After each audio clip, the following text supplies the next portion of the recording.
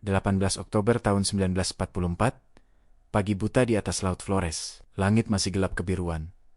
Ketika sebuah siluet raksasa mulai muncul melawan cahaya tipis fajar. Di ketinggian sekitar 6.000 meter, suara 4 mesin radial Pratt dan Whitney meraung memecah kesunyian. Getarannya merambat sampai ke rangka logam pesawat. Di dalam kabin sempit yang dingin, 11 pria sedang bersiap menghadapi hari yang mungkin menjadi yang terakhir bagi mereka. Letnan 1 Robert Bob Halsey, pilot, duduk di kursi kiri kokpit, tangannya menggenggam erat kontrol yok. Usianya baru 24 tahun, tapi wajahnya mengeras seperti seseorang yang telah melihat terlalu banyak ledakan di kejauhan, dan terlalu banyak pesawat yang tak pernah kembali ke pangkalan. Mesin 1-4 stabil, ketinggian 20.000 kaki, dan naik, lapor kopilot, Letnan 2 Frank Miller, sambil melirik panel instrumen yang bergetar.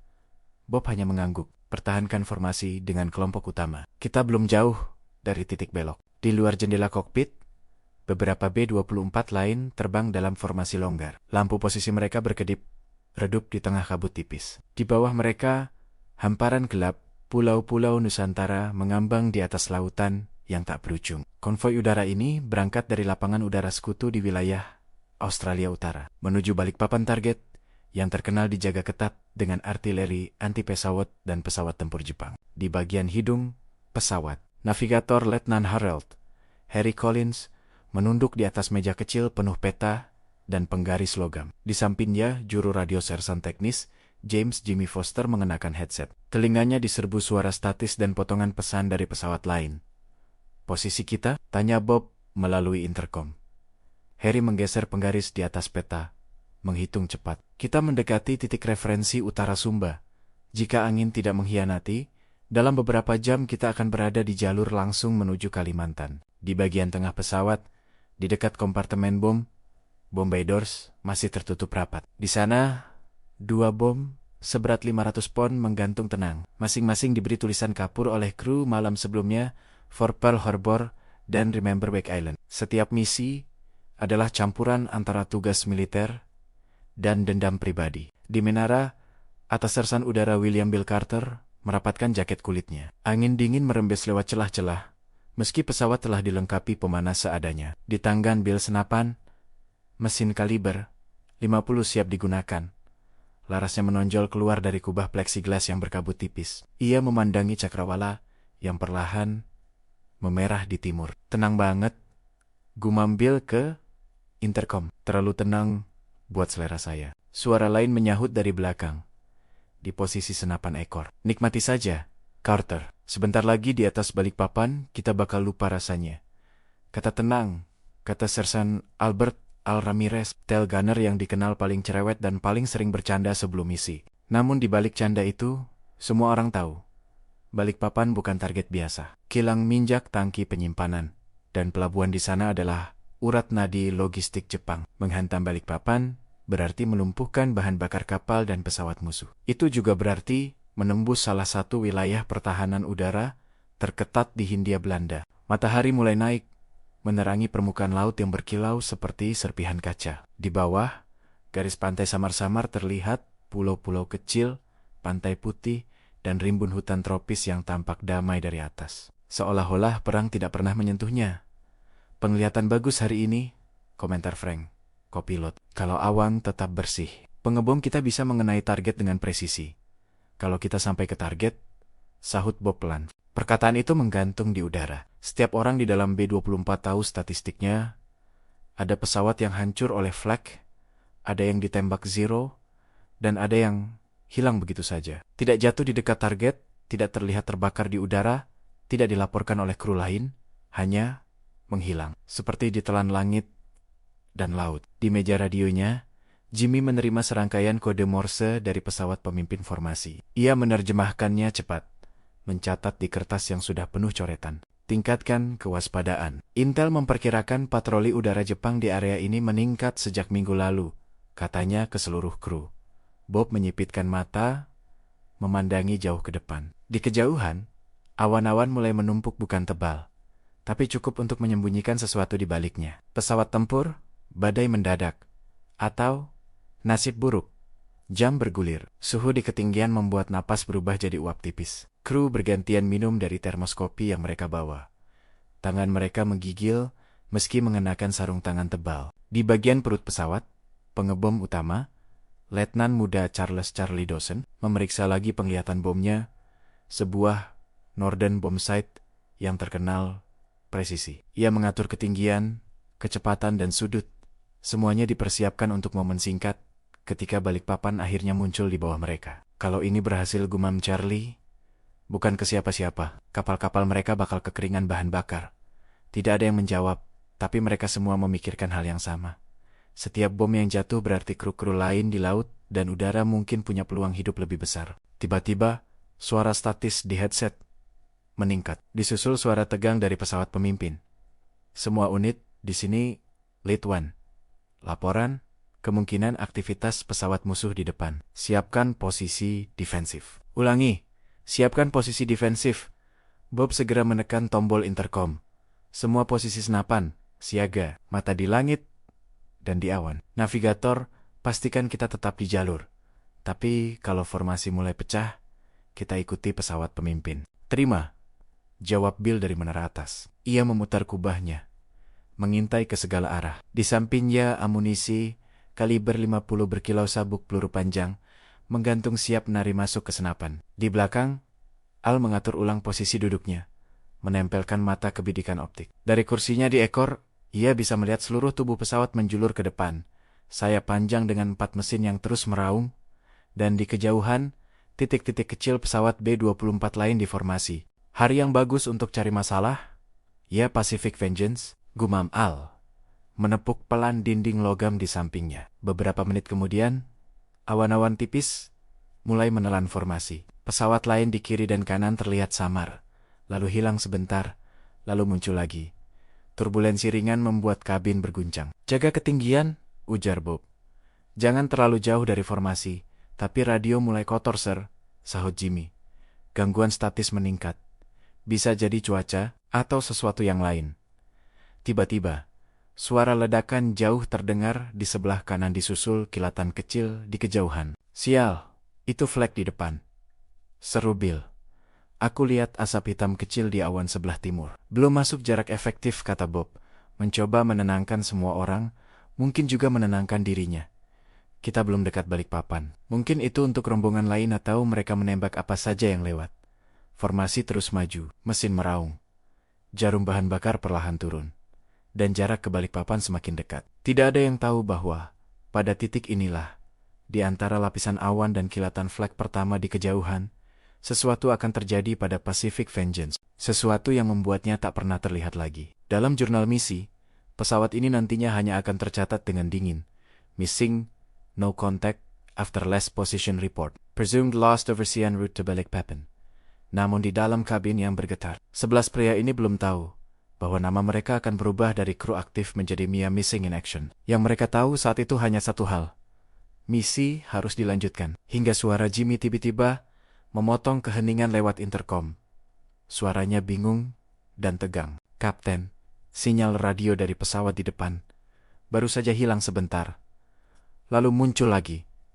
Dan ada gangguan lain. Seperti bayangan di frekuensi kita. Bob mengerutkan kening. Bayangan bagaimana, Sersan? Jimmy menarik napas dalam, seperti ada yang menjawab, tapi bukan dari salah satu pesawat kita. Dan di luar jendela, awan yang bergeleng-gulang seolah membuka mulutnya, siap menelan satu pesawat pembom berat yang terbang menuju Balikpapan untuk tidak pernah kembali. Jimmy menempelkan headset lebih erat ke telinganya. Suara statis berdenging, diselingi ketukan Morse potongan kata dan bunyi serak, seperti bisikan dari frekuensi lain. Ia mengurangi volume, memutar dial, mencoba mengunci sinyal utama formasi. Ada yang mengganggu jalur komunikasi kita. Katanya lagi, kali ini lebih serius. Bukan sekadar badai elektromagnetik biasa. Di kokpit, Bob melirik sekilas. Dari mana arah sinyalnya? Sulit dibilang, sir, jawab Jimmy. Jarinya lincah di atas panel. Seperti meloncat-loncat, kadang terdengar dekat, kadang jauh. Dan suaranya bukan gaya komunikasi kita. Bukan call sign Amerika. Harry sang navigator berpaling dari peta Jepang, entah. Jimmy menggeleng, meski tak ada yang bisa melihat. Nada suaranya berbeda. seperti tak jelas. Kadang seperti Morse, kadang seperti suara manusia, tapi kepitong putus. Frank, sang kopilot, mencoba bercanda untuk memecah ketegangan. Mungkin radio pesawat hantu, Jim, tak ada yang tertawa. Di luar, awan makin menebal. Formasi B-24 mulai tersebar masing-masing. Pesawat berusaha menjaga jarak aman agar tidak tabrakan di dalam kabut putih yang memantulkan cahaya matahari. Dunia mereka menyempit jadi kabin logam, gemuruh mesin, dan getar konstan. Visual pada pesawat kiri hilang, lapor Bill dari menara atas. Aku cuma bisa lihat sayap kita dan putih, semua putih. Jaga posisi, perintah Bob. Kita ikuti heading navigator. Kalau visual formasi hilang, kita tetap di jalur menuju titik IP sebelum target. Harry menunduk lagi ke peta. Ia mencocokkan jam, kecepatan, arah angin yang diperkirakan, dan posisi terakhir yang mereka yakini. Di sampingnya jendela kecil menunjukkan sekilas dunia yang kini hanya berupa awan dan kilauan cahaya. Kalau estimasiku benar, kita sudah melintasi garis imajiner antara Sumba dan Sulawesi, kata Harry. Berarti kita makin dekat ke jalur menuju Makassar Strait sebelum belok ke Balikpapan. Bob mengangguk. Baik, kita lanjut sesuai rencana. Namun dalam hati, ia tahu, ketika awan menelan formasi seperti ini, terkadang misi berubah menjadi lotre. Siapa yang keluar di sisi lain langit, dan siapa yang tidak pernah muncul lagi. Di posisi perut pesawat, Charlie berbaring di atas posisi bombardir, memandang ke bawah lewat panel kaca. Tapi di bawah sana, bukan kota, bukan hutan, bukan lautannya lapisan awan tebal seperti kapas kotor. Tak ada visual tanah, katanya lewat intercom. Kalau kondisi begini sampai target, Norden kita cuma jadi pajangan mahal. Di belakang, dekat pintu samping, Sersan Thomas Tom Green, salah satu side gunner, memegang senapan mesin kaliber 50 yang menjorok keluar badan pesawat. Ia menatap kosong ke arah sayap, napasnya membentuk kabut kecil di dalam masker oksigen. Kau tahu apa yang paling ku benci dari awan? Gumamnya pelan. Kau tidak bisa lihat bahaya datang, Al. Tail gunner menyahut dari ekor. Bahaya juga nggak bisa lihat kau, Green. Anggap saja ini kamuflase gratis.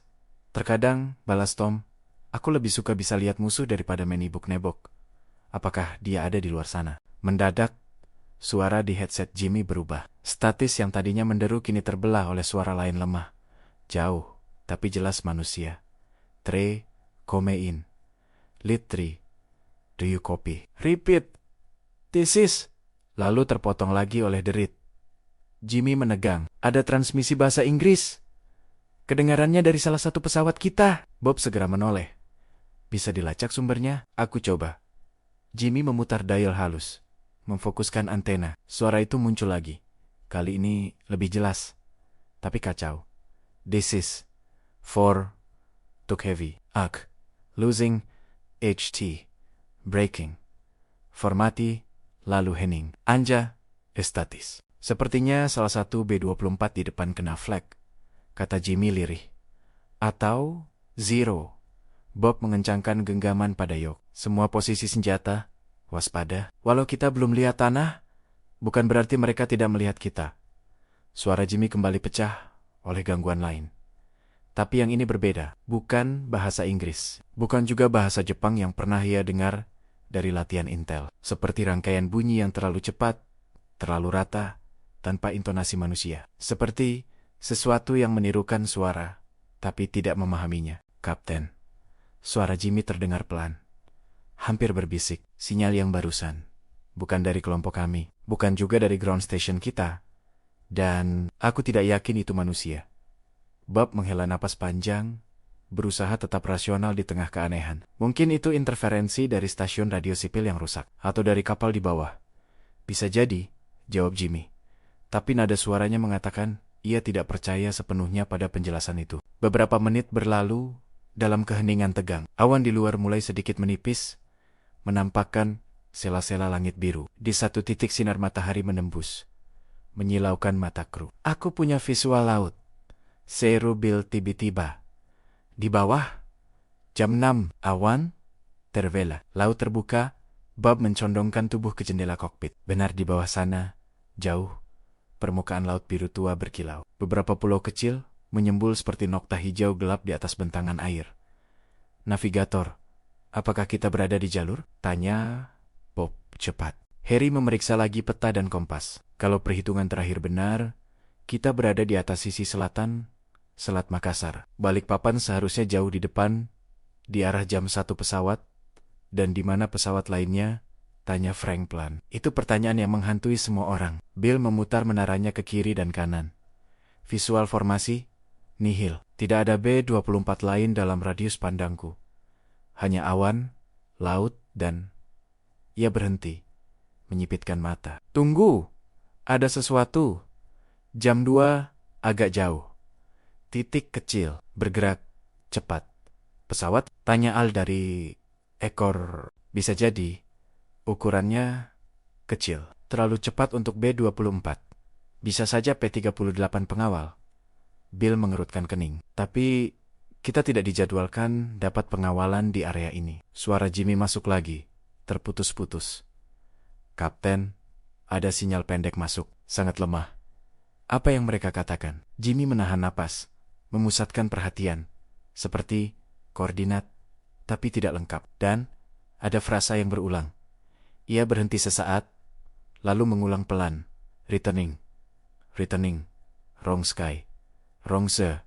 Frank Milongo. Apa maksudnya wrong sky? Wrong sea. Bisa saja orangnya shock. Pesawatnya tersesat parah. Jawab Bob, mencoba menekan rasa tidak nyaman yang mulai merayap. Kita juga pernah dapat laporan kru yang kebingungan setelah kena flek. Jangan biarkan ini ganggu fokus. Harry mengembuskan napas. Sejauh ini, jam, kompas, dan estimasi drift masih cocok. Tidak ada indikasi kita tersesat. Di atas peta, setidaknya di luar, titik kecil yang dilihat Bill mendekat. Kini jelas, sebuah pesawat bermesin tunggal. Sayap ramping, siluetnya tajam. Kontak udara, jam 2, jarak menurun. Seru Bill, itu zero. Ulangi, itu zero, Jepang. Semua tubuh menegang. Di dalam B-24, jantung 11 pria itu seakan berhenti sejenak, lalu berdegup 2 kali lebih cepat. Semua posisi senjata, siap tempur. Perintah Bob, jaga mata pada langit. Kalau ada 1 zero, biasanya ada kawanannya. Namun, zero itu tidak langsung menyerang. Ia melintas di depan. Agak jauh, seperti sedang mengamati, seperti predator yang mengitari mangsanya. Menilai kekuatan dan kelemahan sebelum menerkam. Kenapa dia tidak menukik? Tanya Tom pelan, jari tetap di pelatuk. Barangkali dia menunggu teman. Sahut Al. Atau menunggu kita panik. Di meja radionya, Jimmy menangkap sinyal pendek lain. Kali ini suara rendah, cepat, dan jelas, bahasa Jepang. Ia tidak paham artinya, tapi nadanya terdengar seperti kebingungan. Seolah pilot Zero itu pun sedang bertonu tanya. Apa yang sedang ia lihat? Dalam beberapa menit berikutnya, awan kembali menutup sebagian pandangan. Zero menghilang beberapa detik, lalu muncul lagi, kini di sisi lain. Manuvernya lincah, tapi tidak agresif, seperti sedang mengorbit sesuatu. Kau lihat itu, suara Bill tegang. Dia tidak menyerang. Dia hanya berputar, kadang menjauh sedikit, lalu kembali lagi. Dia mengukur kecepatan kita. Duga Frank, atau memanggil kawanannya lewat radio. Jimmy menggigit bibir. Kalau begitu, frekuensi mereka tidak kudengar. Yang masuk ke radio kita. Bukan itu. Kau bilang tadi apa? Tanya Harry pelan. Frekuensi bayangan? Jimmy mengangguk. Meski lagi-lagi tak terlihat. Ya, seperti ada sesuatu yang memantulkan atau menyalin sinyal, lalu memutarnya kembali dalam bentuk yang rusak. Entah itu apa, potong Bob. Yang jelas kita masih punya misi. Kita belum melihat Balikpapan. Artinya, kita masih di jalur menuju target. Kita tidak bisa putar balik hanya karena ruang radio jadi menyeramkan. Namun sebelum ia sempat melanjutkan, tubuh B-24 bergetar keras. Lampu indikator di panel berkelip, mesin nomor 3 terdengar sedikit batuk. Kenapa itu? Seru Frank. Mesin 3 melambat. Bob memeriksa indikator RPM. Jarum mesin 3 turun sebentar, lalu naik ke lahi. Mungkin hanya gangguan bahan bakar kecil. Pantau terus. Kita tidak putar balik kecuali ada kerusakan serius. Di ekor, Al menatap jauh ke belakang. Awan, laut, titik-titik kecil di kejauhan, yang bisa saja pesawat. Bisa saja hanya bayangannya sendiri. Di antara raungan mesin, ia merasa seolah ada bunyi lain rendah, bergetar, seperti dengung yang datang dari tempat yang bukan langit dan bukan laut. Coba dengarkan, katanya pelan. Apa kalian tidak dengar sesuatu yang aneh? Tapi sebelum ada yang bisa bertanya, sesuatu muncul di depan mereka. Jauh di horizon, di sela-sela awan yang terbuka, tampak garis samar daratan besar. Siluet pantai panjang, dengan cekungan teluk. Daratan di depan! Seru Bill. Jam 12, jauh. Itu bisa jadi Kalimantan. Harry menatap peta, lalu keluar, lalu kembali ke peta. Kalau estimasi benar, ya itu bisa jadi pesisir sekitar Balikpapan. Bob menarik napas dalam-dalam. Baik, semua kru bersiap masuk ke fase penyerangan. Bombardir, cek ulang Norden. Set gunners, mata pada langit, kita mungkin akan diterima dengan flag yang tidak ramah. Tak ada yang menyadari bahwa beberapa angka kecil di altimeter tampak sedikit tak masuk akal dibandingkan dengan kalkulasi Harry, bahwa kompas sedikit miring beberapa derajat dari yang seharusnya, atau bahwa di radio, di antara statis dan potongan suara, ada satu frasa yang kembali terdengar hampir seperti bisikan. Wrong sky, wrong sea. Pesawat pembom berat itu terus melaju menuju daratan di kejauhan, menuju Balikpapan atau sesuatu yang mereka yakini sebagai Balikpapan. Dan di jurnal misi, posisi mereka setelah titik ini tak pernah tercatat dengan pasti. Ketika garis daratan di depan semakin besar, suasana di dalam B-24 berubah dari tegang ke fokus. Setiap orang tahu urutannya. Mendekat, identifikasi target, masuk ke jalur pengeboman, lepaskan muatan, lalu keluar secepat mungkin. Navigator, berikan estimasi waktu sampai initial point, perintah Bob. Harry menempelkan penggaris ke peta, menghitung cepat berdasarkan kecepatan udara dan posisi daratan yang sekarang terlihat. Perkiraan, 15 menit lagi kita mencapai titik IP, sebelum melakukan belokan terakhir ke target. Bombardier, bersiap ambil alih kendali ketika masuk jalur serangan. Lanjut Bob. Siap, sahut Charlie, dari posisi depan. Matanya sudah menempel pada Norden bombsight. Di bawahnya, panel kaca kini menampilkan pemandangan yang lebih jelas. Laut yang berujung pada garis pantai, hutan hijau pekat, dan sedikit bentuk-bentuk terputus di daratan yang mungkin kota, pelabuhan, atau kilang. Di menara, atas Bill memicingkan mata. Aku melihat struktur di darat. Banyak asap tipis di beberapa titik. Bisa jadi cerobong, bisa jadi aktivitas industri. Apakah kau lihat tangki-tangki minyak? Tanya Harry. Balikpapan punya banyak tangki besar dekat pantai. Bill menggerakkan menara, berusaha memperjelas. Terlalu jauh untuk pastikan, tapi ada deretan bentuk bulat. Mungkin sulit, cahaya matahari menyilaukan. Di ekor, Al memutar posisinya, memastikan tidak ada zero yang mengikut di belakang. Belum ada zero lain yang tadi. Menghilang. Jangan percaya begitu saja, timpal Tom dari senapan samping. Mereka suka datang dari matahari atau dari bawah. Pesawat terus mendekat. Dari ketinggian, daratan di depan tampak seperti pola rumit. Hijau hutan, coklat tanah, biru sungai yang berkelok. Di beberapa bagian pantai, garis putih ombak memecah halus. Navigator, konfirmasi lagi, kata Bob, suaranya kini lebih tajam. Kita tidak bisa salah kota. Kalau ini bukan Balikpapan, kita bisa mengebom lokasi yang bukan target. Harry mengangkat kepala, wajahnya berkeringat. Meski udara dingin, ia melihat peta, kompas, jam, lalu keluar lagi, arah sesuai heading. Jarak tempuh cocok dengan waktu terbang, Selat Makassar di belakang. Secara matematis, ini harusnya zona sekitar Balikpapan. Harusnya bukan kata yang membuatku tenang, Nav. Potong Frank, kopilot, setengah bercanda, setengah serius. Dalam perang, sahut Harry, kata pasti jarang muncul di peta. Jimmy, di meja radionya, mendadak menegang lagi. Sinyal pendek mengiris statis. Returning, wrong coordinates. This isn't, repeat. This isn't, lalu, lenjap, Kapten, aku tangkap sinyal lain, kata Jimmy cepat. Seperti suara kru kita, dia sebut sesuatu seperti this isn't. Balikpapan. Dari mana? Tanya Bob. Lemah sekali, seperti datang dari belakang, atau bawah, atau entah dari mana. Dan frekuensinya bercampur dengan gangguan aneh itu lagi. Frank mengangkat alis. Jadi ada orang yang mengaku menuju Balikpapan, tapi merasa tempat yang dia lihat bukan Balikpapan. Bisa jadi pesawat dari misi sebelumnya yang tersesat, tebak Harry. Atau kru yang trauma. Jangan biarkan ini menggoyahkan perhitungan kita. Bob menekan intercom, suaranya mantap. Dengar, semua, kita beroperasi dengan data yang kita punya. Peta, kompas, dan perintah komando. Kalau ini bukan Balikpapan, tanggung jawabnya di pundak orang yang merencanakan misi. Bukan kita. Tugas kita adalah terbang, target, dan pulang. Kata pulang menggantung di udara. Seperti janji yang belum tentu ditepati. Mereka mulai memasuki fase awal pertahanan musuh. Bukan dengan ledakan dramatis, tapi dengan tanda halus. Satu gumpalan kecil asap hitam yang meledak jauh di depan. Tanpa suara sekadar kabut gelap yang mengembang perlahan. Flag visual, jam 1. Jarak jauh, lapor Bill. Masih sekitar beberapa mil di depan. Berarti kita mendekati sesuatu yang penting, sahut Frank. Mereka tidak buang amunisi di udara kosong.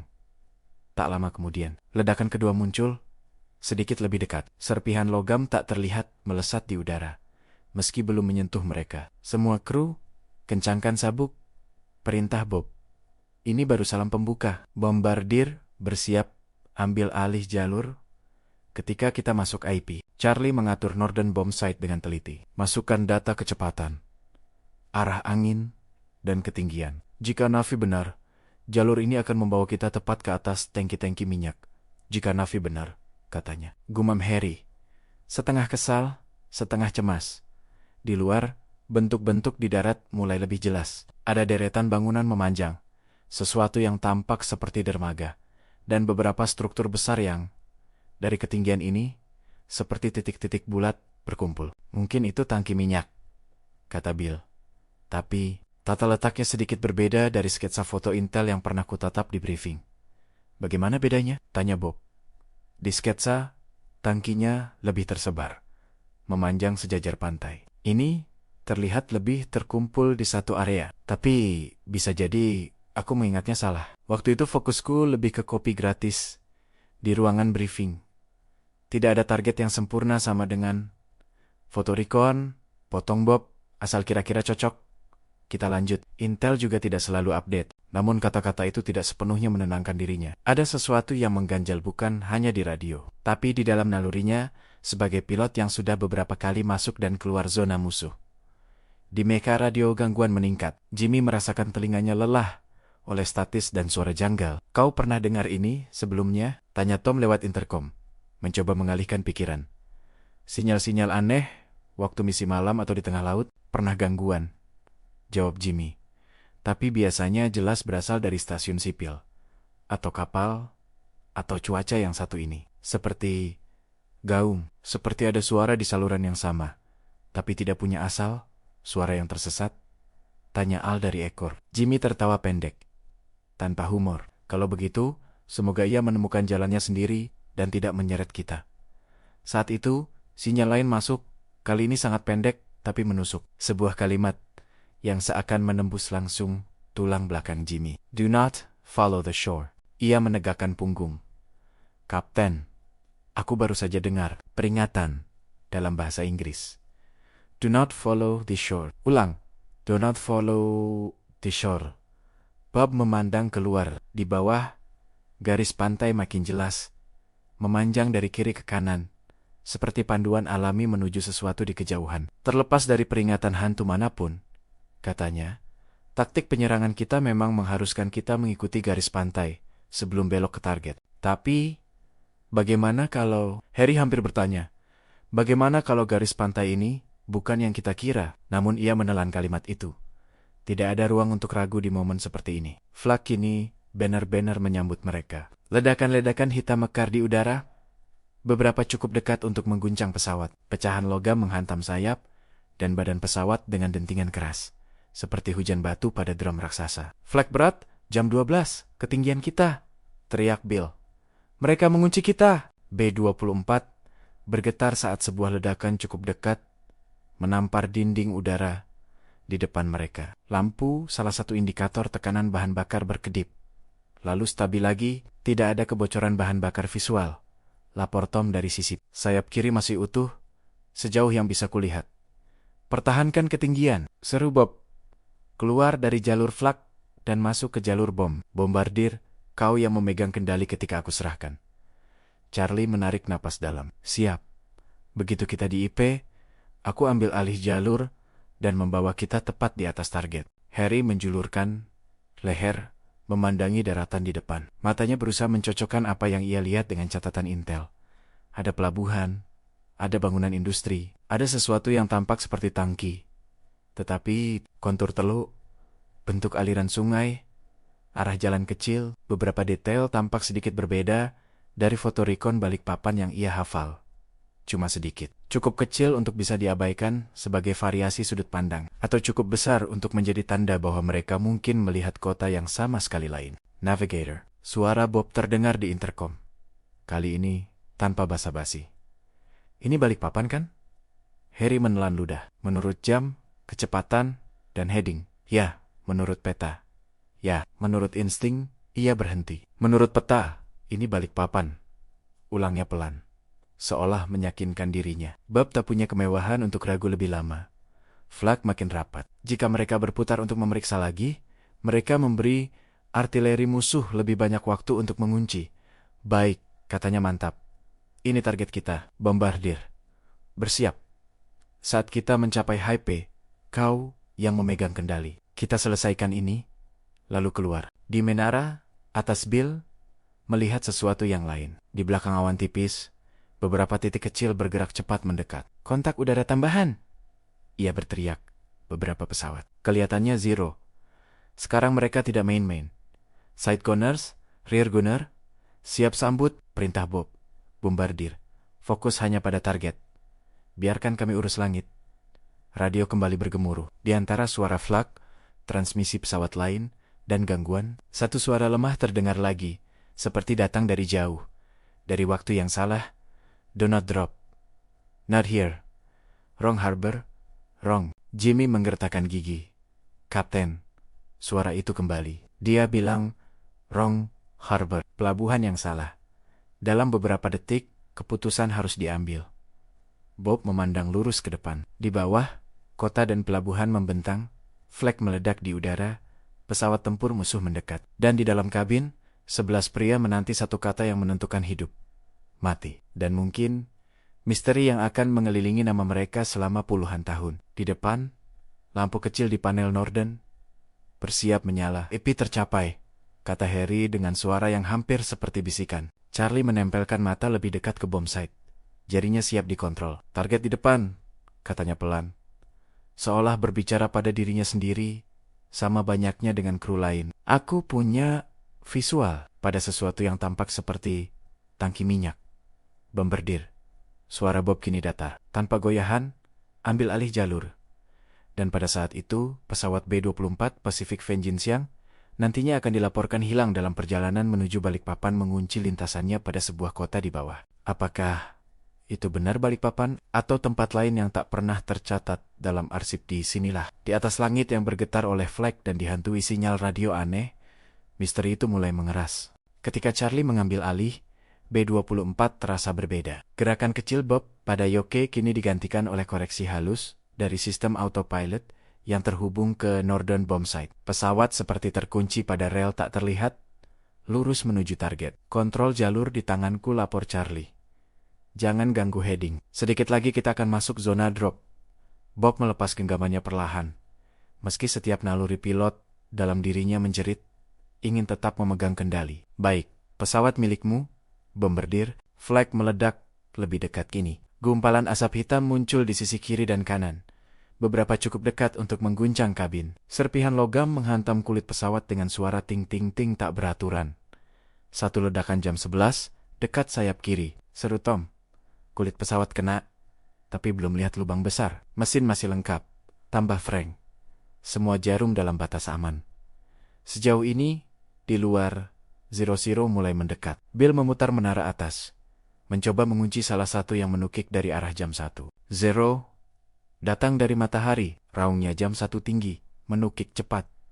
Side gunners, bersiap. Al di ekor melihat dua bayangan lain mendekat dari belakang, sedikit lebih rendah. Ada dua lagi, di jam 6 rendah. Mereka mau naik ke bawah perut kita. Jangan terganggu. Potong Bob. Ini fase paling penting. Kita harus lepaskan bom, kalau tidak kita bawa pulang beban yang bisa bunuh kita sendiri kalau terkena satu peluru nyasar. Di posisi bombardir, dunia Charlie menyempit menjadi lingkaran kecil di Norden. Ia melihat bentuk-bentuk di bawah.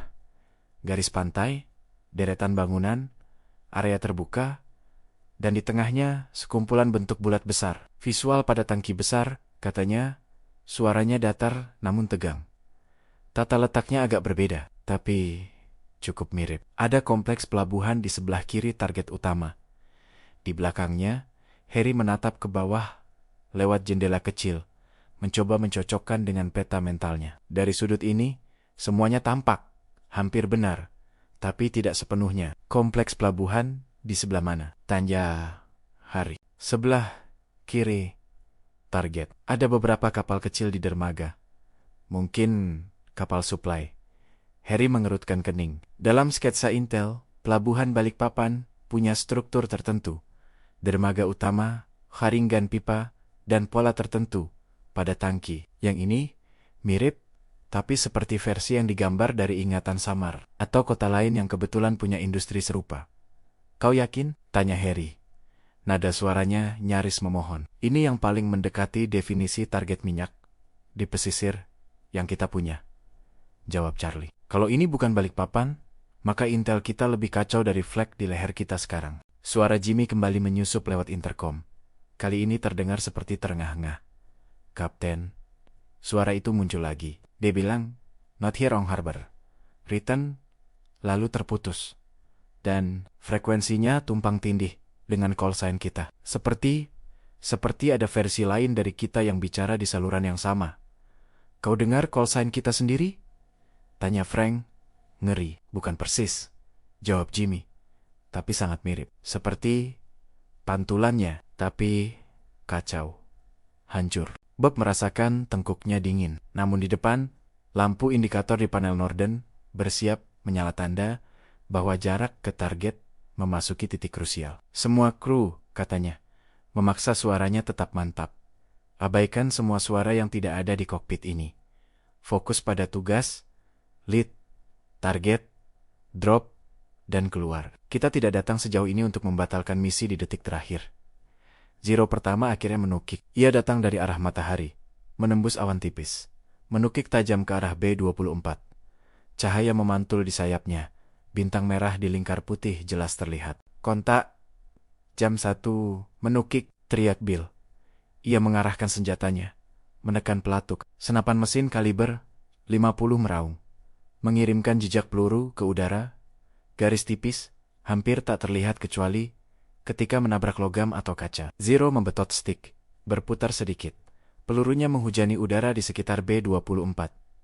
Beberapa menghantam sayap kiri dan bagian bawah fuselage. Hit di sayap kiri, seru Tom. Ada beberapa lubang, tapi tidak ada api. Al menembak ke arah Zero lain yang mencoba mendekat dari belakang, menabur peluru ke langit tempat musuh mungkin berada. Alih-alih jelas terlihat. Jangan biarkan mereka ganggu jalur bom, pekik Bob. Bombardir, jalur masih stabil? Stabil, sejauh yang bisa kulihat, jawab Charlie. Tapi ada sedikit drift angin. Mengoreksi. Sedikit ke kanan. Begitu. Flak kembali meledak. Kali ini sangat dekat. Pesawat terguncang keras, seolah ditampar tangan raksasa. Lampu-lampu kecil di panel berkedip. Satu bohlam pecah di belakang. Semua baik. Bob memeriksa cepat. Sayap kanan baik, lapor Tom. Ekor masih utuh. Aku rasa, sahut Al. Kecuali ada lubang yang belum kulihat. Mesin 3 alami sedikit penurunan RPM, kata Frank. Tapi masih dalam batas toleransi di meka radio. Jimmy menatap kosong ke depan. Beberapa detik terakhir, ia tidak hanya mendengar suara asing, tapi sesuatu yang lain seperti gema suara mereka sendiri, terdistorsi, datang dari jarak yang bukan jarak normal. Dan di tengah semua itu, frasa yang sama berulang-ulang. Wrong sky, wrong harbor, wrong sea. Seolah-olah, di tempat lain, ada kru lain yang sedang meneriakan kesalahan yang sama. Kapten, katanya pelan. Kalau misalnya Intel salah. Kalau misalnya ini bukan Balikpapan, kalau ini bukan Balikpapan, potong Bob cepat. Maka sejarah yang akan mengadili, bukan kita. Kita menjalankan perintah. Itu saja yang bisa kita lakukan. Namun jauh di dalam dirinya. Sesuatu merasakan ketidaksesuaian. Arah angin sedikit berbeda dari yang diprediksi. Bentuk teluk sedikit melengkung ke arah lain, dan suara-suara di radio yang tak mau diam. Lampu kecil di panel Norden menyala. Target in range, kata Charlie, lebih kepada dirinya sendiri. Standby. Dalam bom sight, lingkaran kecil menyatu dengan bentuk target di bawah. Tangki-tangki besar atau sesuatu yang mirip tangki berada tepat di tengah. Charlie memegang tuas pelepas bom, menunggu detik yang tepat. Siap, siap. Flag meledak lagi, mengguncang pesawat. Zero menembak dari samping. Pelurunya menyisir udara di dekat kokpit. Tapi jalur B-24 tetap lurus, terkunci pada tujuan. Jangan goyangkan pesawat, bentak Charlie. Kalau jalur berubah, bom kita akan meleset ke area sipil. Aku tidak menyentuh kontrol, jawab Bob. Kaulah yang memegangnya sekarang. Selesaikan pekerjaannya. Dalam beberapa detik, waktu seperti melambat. Suara mesin, flak, tembakan, dan radio melebur jadi satu dengung besar. Charlie hanya melihat lingkaran sikat di Norden yang perlahan-lahan menyatu dengan titik yang ia pilih sebagai pusat kehancuran. Di suatu tempat di bawah sana, orang-orang mungkin sedang bekerja di pabrik, berjalan di dekat pelabuhan, atau terlelap di barak. Mereka tidak tahu bahwa di langit, 11 pria asing sedang memutuskan garis hidup mereka. Bombs. Away, bisik Charlie. Ia menarik tuas. Di perut pesawat, pengait bom terbuka. 2 bom besar terlepas, meluncur keluar dari bamba, jatuh menembus udara dengan kecepatan meningkat. B-24 seketika terasa lebih ringan, sedikit mengangkat. Konfirmasi, kata Charlie. Bom telah dilepaskan. Bombs away, seru Bob di intercom. Navigator, tandai posisi drop. Semua kru bersiap untuk evasive manuver. Namun sebelum ia menarik kembali kontrol dari sistem Norden, pandangan Charlie tertahan. Dalam sekilas, ia melihat sesuatu di pinggir target seperti papan besar di dekat area pelabuhan. Berkedip terang, terkena cahaya matahari. Tulisan. Tapi dari ketinggian ini, ia tak bisa membaca jelas. Hanya garis-garis putih di atas latar gelap. Lihat apa? Tanya Harry. Menyadari Charlie mendadak terdiam. Aku pikir aku melihat tanda di dekat pelabuhan, jawab Charlie. Seperti tulisan besar. Tapi, kita terlalu tinggi. Tulisan apa? Tidak tahu. Bom-bom itu terus jatuh, tak peduli tulisan apapun di bawahnya. Beberapa detik kemudian, cahaya kilat muncul di permukaan bumi, disusul oleh ledakan besar. Gelombang kejutnya naik, membuat pesawat sedikit tersentak. Hit di zona target, seru Bill. Aku lihat 2 ledakan tepat di area tangki. Api mulai naik. Asap tebal hitam, tambah Tom. Jika itu bukan minyak, aku tidak tahu apa lagi. Namun di sela-sela kepulan asap yang mulai membubung, Harry merasa ada sesuatu yang salah dengan pola bangunan di sekeliling. Dalam rekon Balikpapan yang ia hafal, ada susunan tertentu pada jalan kecil dan rel di sini. Susunannya terasa. Lain Kapten, Harry berkata pelan. Kalau kita salah, kalau ini bukan Balikpapan, kita baru saja mengebom. Kata-kata itu menggantung. Kita baru saja mengebom sesuatu, potong Bob, tegas. Dan dalam catatan, itu akan tertulis sebagai fasilitas minyak musuh di sekitar Balikpapan. Fokus sekarang adalah keluar dari sini hidup-hidup. Zero kini menyerang lebih agresif. Satu menukik dari atas, melepaskan rentetan peluru ke arah menara atas. Bill berbalik menembak balik. Pelurunya menghajar sayap Zero, memercikan serpihan logam. Aku mengenai salah satu, seru Bill. Dia menanjak, mengeluarkan asap tipis. Zero itu berbelok tajam, menghilang ke balik awan. 2 Zero lain mencoba mendekat dari belakang, tapi Al sudah siap. Ia menembak beruntun, mengisi udara dengan badai peluru. Salah satu Zero memutar menjauh, yang lain tetap datang. Lalu tiba-tiba naik tajam, menembak sebentar ke arah ekor. Pelurunya menghantam bagian belakang fuselage. Hit di ekor, Al meringis. Ada sesuatu yang kena. Tapi aku masih di sini. Di mecha radio Jimmy, menggutak-gatik daya lagi untuk memastikan ia menangkap perintah dari formasi utama jika mereka masih di luar sana. Tapi yang ia tangkap hanya sedikit potongan suara yang panik, flag, dan frasa itu lagi. Wrong harbor, wrong, returning. Not, balik. Namun, kali ini ada tambahan. Suara yang sangat mirip dengan suaranya sendiri atau suara seseorang yang suaranya terlalu dekat. Pacifier, Vengeance. Do not. Lalu terputus seperti kabel yang dipotong. Jimmy mematung. Darahnya serasa berhenti. Kapten, suaranya hampir berbisik. Aku baru saja mendengar nama pesawat kita di radio. Bukan dari panggilan base. Bukan dari pesawat lain yang kita kenal. Seperti ada yang memanggil kita dari, entah dari mana. Bob menggertakkan gigi. Kau mungkin hanya mendengar call sign lain dan menafsirkannya. Otak bisa bermain-main di tengah stres. Ya, mungkin, jawab Jimmy perlahan. Tapi di dalam dirinya, ia tahu. Apa yang ia dengar tadi terlalu jelas untuk sekadar kebetulan. Bombs away, target terbakar. Saatnya keluar, kata Bob. Ia menarik kembali kontrol, memutus koneksi dari Norden. Navigator, beri heading untuk rute keluar paling aman. Harry memeriksa peta dengan cepat, mencoba mencari jalur yang menjauh dari konsentrasi flag dan kemungkinan zero. Jika ini benar dekat Balikpapan, katanya, kita harus berbelok ke barat daya, kembali ke atas laut, lalu turun di sepanjang rute yang lebih longgar pertahanannya. Kalau ini bukan Balikpapan? Tanya Frank pelan. Kalau ini bukan Balikpapan, jawab Harry, maka kita bahkan tidak tahu lagi di peta bagian mana kita berdiri. B-24 berbelok, perlahan keluar dari jalur pengeboman. Di bawah, api dan asap membubung dari zona yang baru saja mereka hancurkan. Di kejauhan, suara flag mulai berkurang. Tapi Zero belum sepenuhnya menyerah. Ada 2 Zero yang masih mengikuti kita di belakang. Lapor Al. Tidak terlalu dekat, tapi mereka tidak pergi. Side gunners, tetap waspada, kata Bob. Kita mungkin akan bertemu mereka lagi saat flag reda, dan mereka punya lebih banyak ruang manuver. B-24 Pacific Vengeance kini melengkung menjauh dari daratan yang membara. Di bawah mereka, api dan asap menghitamkan langit, perlahan menelan bentuk-bentuk kota yang tadi tampak begitu jelas. Dari ketinggian, ledakan-ledakan kecil masih terlihat, mungkin dari tangki-tangki yang meledak beruntun. Mungkin dari amunisi sekunder yang tersambar panas. Target menjauh. Lapor Bill dari menara atas. Api masih berkobar. Jika itu fasilitas minyak. Kita berhasil. Kalau, ulang Harry dalam hati. Tapi tidak mengucapkannya. Ia hanya menandai sesuatu di peta dengan pensil.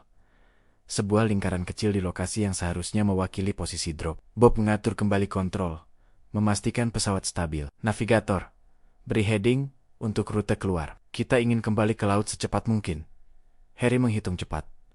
Menimbang antara data yang ia miliki dan keraguan yang membesar di dadanya. Jika asumsi kita benar, katanya menggaris di peta, berbelok ke barat daya, heading sekitar 220 derajat, akan membawa kita kembali ke atas laut dan menuju rute kembali ke base.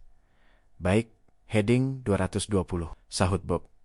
Ia memutar yok, dan Pacific Vengeance mulai menggeser hidungnya ke arah yang ditentukan. Di ekor, Al terus memandangi daratan yang menjauh, mata mencari setiap gerakan yang tak wajar. Zero masih ada, katanya, 2 ekor. Mereka tidak mendekat, tapi juga tidak pergi. Seperti menunggu sesuatu. Selama mereka di belakang garis tembakku, mereka tidak akan nyaman, ujar Al. Mencoba terdengar lebih percaya diri dari perasaannya. Ia menggerakkan senapan mesinnya sedikit, sekadar mengingatkan musuh yang mungkin mengintai bahwa bagian belakang B-24 bukan titik buta. Bill memutar menara atas ke segala arah. Langit depan bersih. Sisi kiri bersih. Flag menjauh. Kalau ada saat yang baik untuk lenyap dari radar mereka, ini waktunya. Selama kita benar-benar tahu kemana kita pergi, gumam Frank pelan. Bob mendengar itu. Kita tahu, katanya, lebih sebagai penegasan pada dirinya sendiri. Kita mengikuti data, bukan perasaan. Namun di meja navigator, Harry semakin tak nyaman. Ia melihat angka jarak, kecepatan, estimasi arah angin. Semuanya secara teori cocok. Tapi ketika ia menatap keluar melihat susunan garis pantai, bentuk teluk, alur sungai ada, sesuatu yang seperti nada sumbang dalam lagu yang seharusnya ia hafal. Navigator, panggil Bob.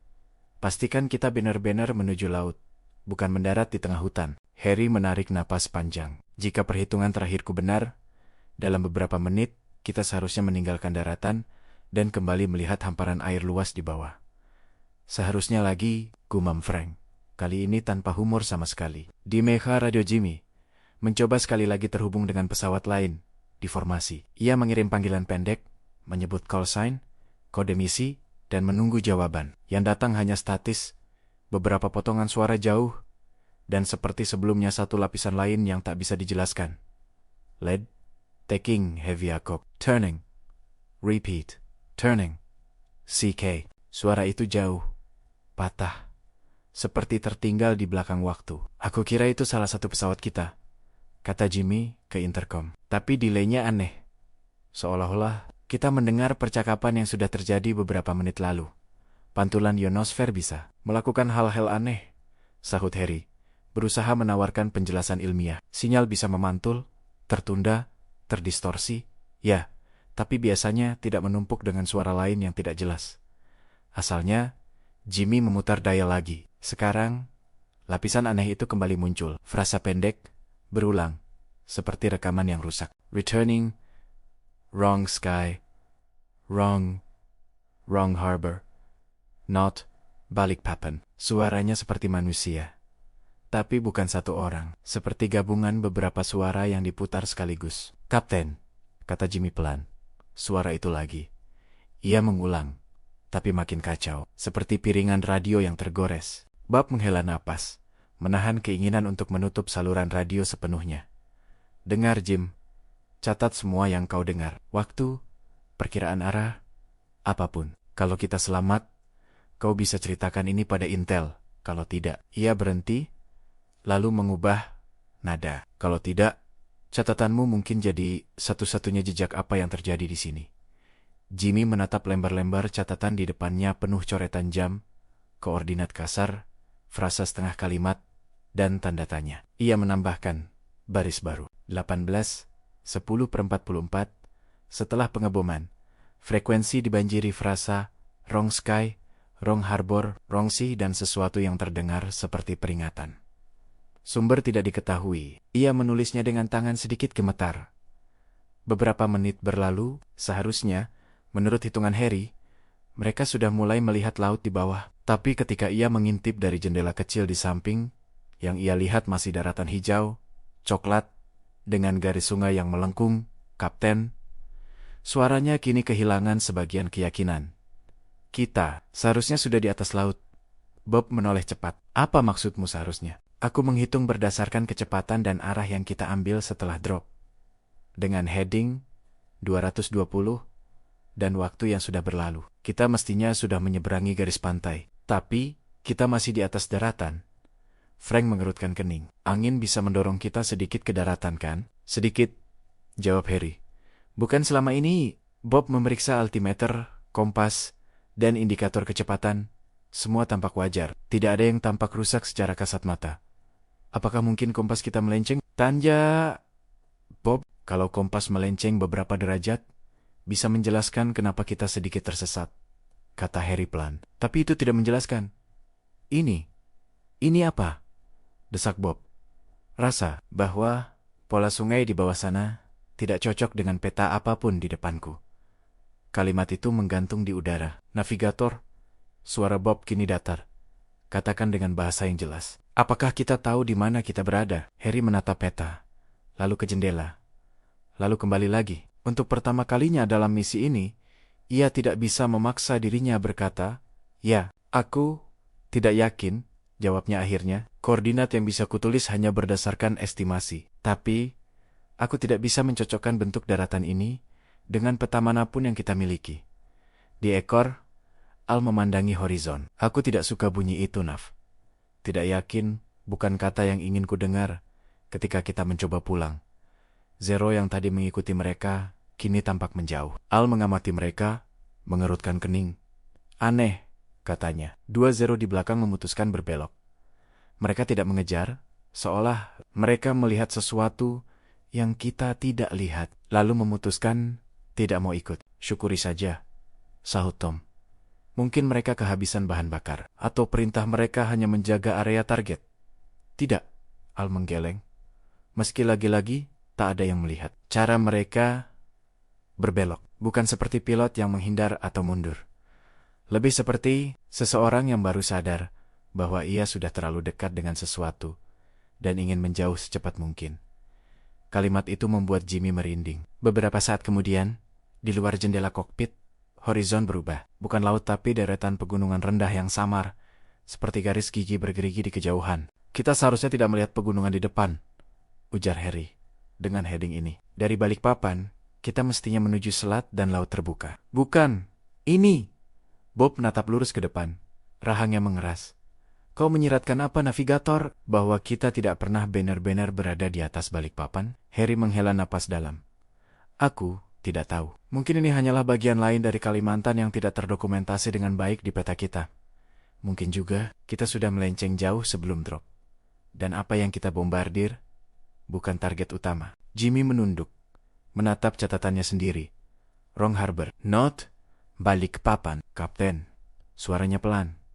Kalau kita tersesat saat datang, kemungkinan besar kita juga tersesat saat pulang. Kita butuh patokan matahari, bintang, apa saja. Tapi siang terlalu terang untuk bintang, dan awan menghalangi garis pantai.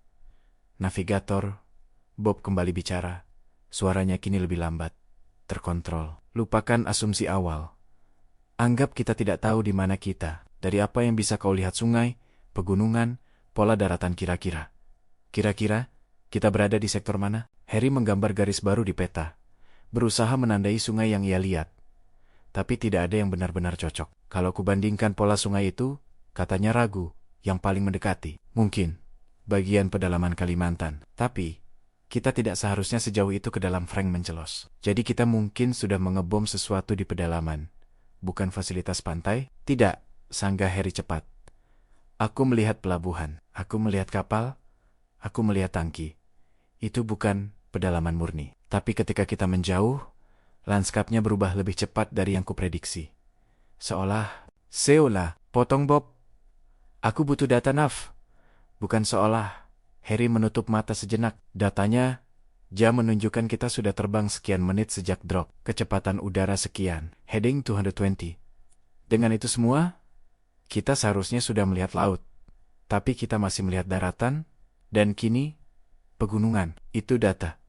Ruangan hening beberapa saat, hanya diisi raungan mesin. Tiba-tiba, lampu indikator bahan bakar di salah satu tangki berkedip. Kapten, lapor Frank.